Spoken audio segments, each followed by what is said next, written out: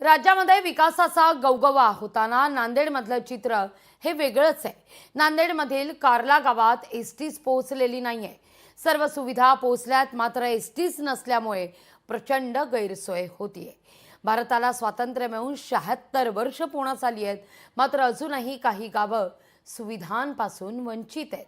नांदेड जिल्ह्यातील उमरी तालुक्यातल्या कार्ला गावात अद्यापपर्यंत राज्य परिवहन महामंडळाची बस ही पोहोचलेलीच नाहीये।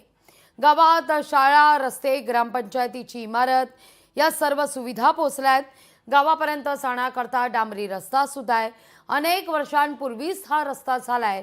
गावात दळणवळणाची वाहनं देखील आहेत, पण गावातील वयोवृद्ध नागरिकांना प्रवास करण्याकरता मात्र लाल परी उपलब्ध नाही।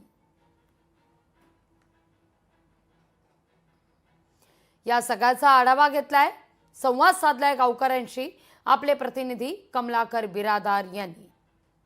आपण बघू शकतोय नांदेड जिल्ह्यातील उमरी तालुक्यातलं हे कार्ला गाव आहे। या कार्ला गावातले हे सर्व वयोवृद्ध व्यक्ती आपल्याला पाहायला मिळतात। हे चावडीवरती बसले आहेत। यांची समस्या अशी आहे, या गावाने 76 वर्षामध्ये एसटी बघितलेली नाही। गावात सर्व सुविधा पोहोचल्यात, मात्र एसटी या गावात पोहोचलीच नाही।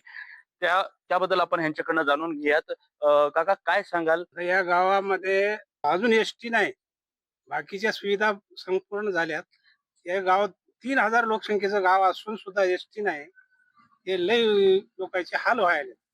आज बरेच दिवसापासून पाठपुरावा करीत आहोत। एसटी आमच्या गावावर सगळे महिला विद्यार्थी हे जाण्या येण्याकरता, दवाखान्यात जाण्याकरता येण्याकरता एवढं आमच्या सुविधा सगळ्या असून बी आम्हाला गाडी आतापर्यंत चालू केलेली नाही।